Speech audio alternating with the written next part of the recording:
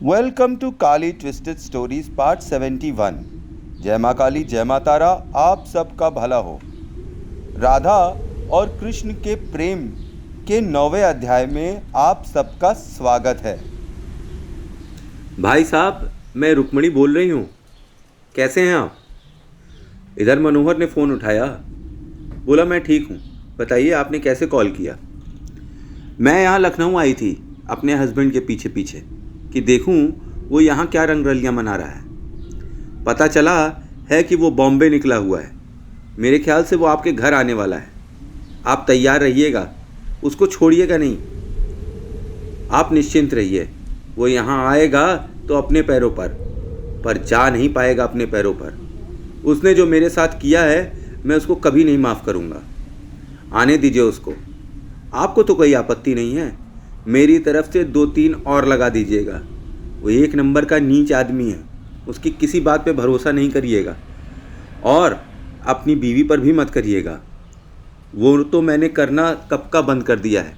आपके जाने के बाद आपके हस्बैंड का कॉल आया था उसके फ़ोन पर और इसने मेरी कसम खाई थी कि कभी कॉल नहीं आया है और इसका कोई रिश्ता नहीं है। पर आपने जैसा कहा वो तुरंत ही सच हो गया। रुक्मणी जी, मैं कैसे आपका शुक्रिया अदा करूं? मैं समझ नहीं पा रहा हूं। आपने एक बच्चलन औरत से मेरा पीछा छुड़ाने में मदद करी है। अब मैं इसको छोड़ूंगा नहीं, इसकी जान लेकर ही छोड़ूंगा। रुक्मणी बोली कि जान लेकर छोड़िए, चाहे जैसे छोड़िए, पर छोड़ जरूर दीजिएगा। धोबी की कुतिया ना घर की ना घाट की रहे। और ये जो मेरा हस्बैंड जा रहा है ये भी धोबी का कुत्ता, ना घर का ना घाट का रहे। जैसे इन दोनों ने हम दोनों को मूर्ख बनाया और हमारी पीठ पीछे रंगरलियाँ मनाते रहते थे, अब इनको सज़ा भी वैसी ही मिलनी चाहिए। आप देख लीजिएगा। बहरहाल मैं इसके ऑफिस में जाकर पता करती हूँ कि कैसे इसका सैलरी अकाउंट मेरे अकाउंट से जुड़ सकता है। मैं कोशिश कर रही हूँ इसकी सैलरी भी मैं ले लूँ ताकि ये पूरा पैदल हो जाए। ठीक है, जैसा आप उचित समझें। और मुझे इन्फॉर्म करने के लिए बहुत बहुत शुक्रिया भाभी जी। रुक्मणी बोली कोई बात नहीं, आप देख लीजिएगा, मैं फ़ोन रखती हूँ। फ़ोन रख दिया गया। इधर नीलम और कृष्ण दादर रेलवे स्टेशन पर उतर चुके थे और उन्होंने टैक्सी कर कर गूगल मैप से के ज़रिए हेल्प लेकर अन्नपूर्णा अपार्टमेंट पहुंच गए। कहाँ? राधा के घर। कृष्ण ने 16th फ्लोर पर पहुंचकर जल्दी से बेल बजाई और इंतज़ार करने लगा। बाहर लिखा हुआ था मनोहर साठे। दरवाज़ा खुला और मनोहर बाहर निकला। बोला हाँ बताइए, क्या काम है आपको? कृष्ण बोला मेरा नाम कृष्ण है मनोहर, मैं राधा से मिलने आया हूँ। मनोहर बोला ओह, तो आप ही हैं मेरे वाइफ के वो सबसे करीबी फ्रेंड जो पीठ पीछे उसके साथ रंगरलियां मनाते हैं। कृष्ण बोला आपको कोई गलतफहमी हुई है। मैं आपकी पत्नी का दोस्त जरूर था, पर शादी के उपरांत तो हम लोग कभी मिले ही नहीं। पर फिर भी अब मैंने सोचा कि मैं बॉम्बे आया हुआ था तो क्यों ना मैं राधा को एक बार मिल लूँ। इसमें कोई हर्ज नहीं है। हर्ज है, वो मेरी है और मेरी बीवी है। आपको मिलने की कोई आवश्यकता नहीं है। मेरी शादीशुदा ज़िंदगी में जहर घोलने के लिए आप यहाँ आए हुए हैं। आपकी पत्नी रुक्मणी ने मुझे सब बता दिया है। रुक्मणी का नाम सुनते ही कृष्ण के कान खड़े हो गए। वो बोला एक बार मुझे राधा से मिल लेने दीजिए, फिर मैं चला जाऊंगा। कैसे आदमी हो यार, क्या एक्सपेक्ट कर रहे हो मुझसे? मैं अपनी औरत को तुम्हारे हवाले कर दूं? दिमाग सही है? She is my wife. Get lost before I call the guards and throw you off my property. ये सुनकर कृष्ण बोला तुम मुझे बाहर फेंकवाओ चाहे जो करो, पर राधा से एक बार मुझे ज़रूर मिलने दो। ये कहकर उसने तेज से आवाज़ लगाई, राधा कहाँ हो तुम? मैं बाहर हूँ। अंदर से किसी स्त्री के करहाने की आवाज़ आई। कृष्ण, कृष्ण, तुम आ गए, तुम आ गए। मुझे पता था तुम ज़रूर आओगे, तुम ज़रूर आओगे कृष्ण, मुझे पता था। मनोहर ने आओ देखा ना ताओ फ़ोन पर सिक्योरिटी को बुलाया और आस पड़ोसियों को इकट्ठा कर लिया। कहा, देखिए ये साहब मेरी शादीशुदा ज़िंदगी तबाह करने आए हुए हैं। ये मेरी बीवी के पुराने दोस्त हैं और आए हैं उसको मुझसे अलग करने के लिए।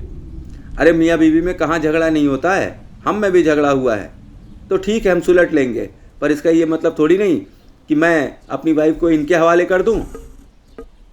कृष्ण बोला, नहीं, एक बार आप चेक कर लीजिए कि राधा की क्या हालत है। मुझे लगता है इस आदमी ने राधा को बहुत टॉर्चर किया है। कृपया करके एक बार मुझे राधा से मिलने दे दीजिए। पड़ोसी भी मनोहर की साइड हो गए। वे बोले, तुमको कोई हक नहीं बनता है कि शादी के बाद तुम राधा से मिलो। तुम्हारा अब कोई राधा पे हक नहीं है।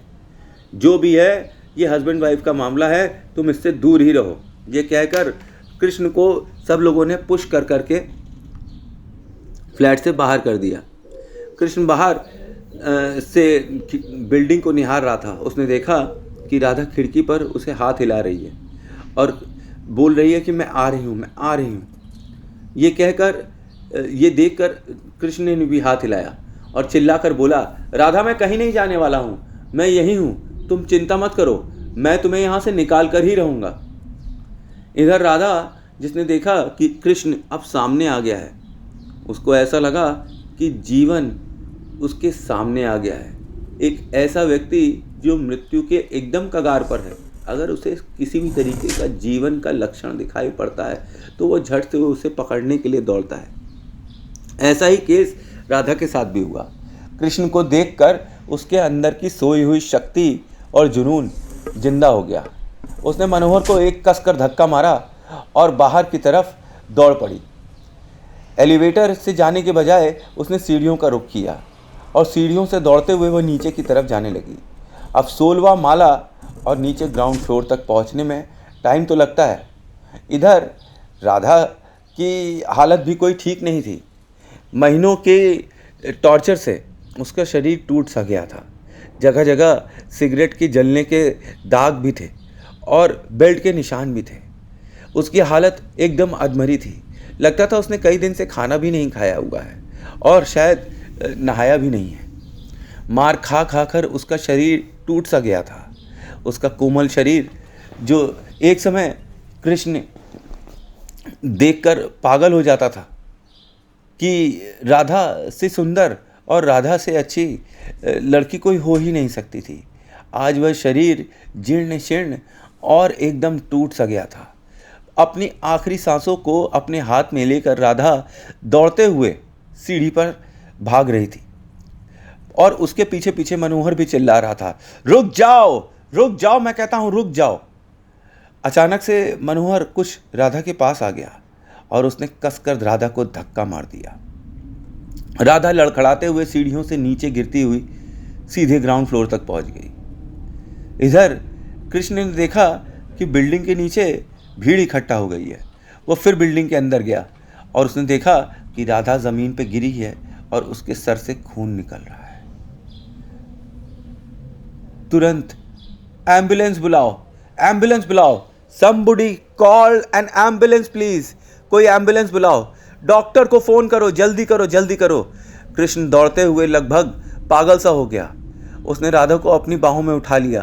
गोद में उठाकर वह बाहर सड़क पर दौड़ने लगा एज इफ कि एम्बुलेंस आ गई है। लोगों ने बोला एम्बुलेंस नहीं है एम्बुलेंस। सामने ही एक ऑटो खड़ा हुआ था। कृष्ण ने बोला, किसी नज़दीकी हॉस्पिटल ले चलो भाई, इमरजेंसी है। ऑटो वाले ने तुरंत कृष्ण और नीलम को साथ में बैठाया और राधा को उन्होंने बीच में बैठा लिया। वो लगातार बोल रहा था, राधा आँख खोलो, ना, आँख नहीं बंद करना, मैं आ गया हूँ, मैं तुम्हें कुछ नहीं होने दूंगा, मेरी बहुत बड़ी गलती हो गई थी, मैंने तुम्हें छोड़ दिया था, गलती हो गई, मुझे माफ़ कर दो, अब मैं तुम्हें कभी नहीं छोड़ूंगा, मैं प्रॉमिस करता हूँ, बस तुम आँख खोलो, तुम सांस लेती रहो, बस हम लोग डॉक्टर के पास पहुँच रहे, तुम्हें कुछ नहीं होगा। राधा लगभग बेहोश सी थी। उसने बोला, बड़ी देर कर दी आने में। हाँ, कहाँ मर गए थे। तो कैसी लगी कहानी? आई होप अच्छी लगी कहानी। आगे क्या हो सकता है? क्या राधा को कोई ऐसी प्रॉब्लम हो जाएगी जिससे वो फिजिकली डिसेबल हो जाए, या फिर राधा का बच्चा क्या नीचे गिरते वक्त जिंदा बचा होगा, जिसके चांसेस बहुत कम हैं।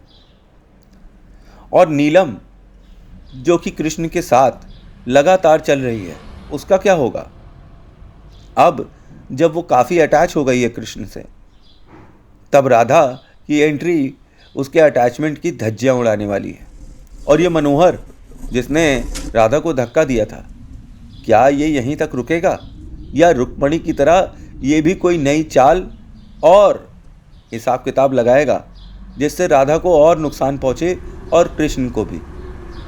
आखिर वो अभी बॉम्बे में ही है और बॉम्बे में मनोहर रहता था, ना कि कृष्ण। मनोहर की वहाँ काफ़ी जान पहचान थी और वो अपने इस प्रभाव से कृष्ण को काफ़ी नुकसान पहुंचा सकता था। इधर रुक्मणी लखनऊ में कृष्ण के ऑफिस में क्या गुल खिलाने वाली है? क्या कुछ वो ऐसा कर देगी जिससे कृष्ण फाइनेंशियली और पंगु हो जाए? और आगे राधा और कृष्ण का क्या हो सकता है? क्या उनका प्रेम फिर से स्टार्ट हो सकता है कि वह प्रेम केवल प्रेम कहने को रह गया है और ख़त्म हो गया है? जानने के लिए देखिएगा अगला एपिसोड। Thanks for watching. जय माँ काली, जय माँ तारा, आप सबका भला हो।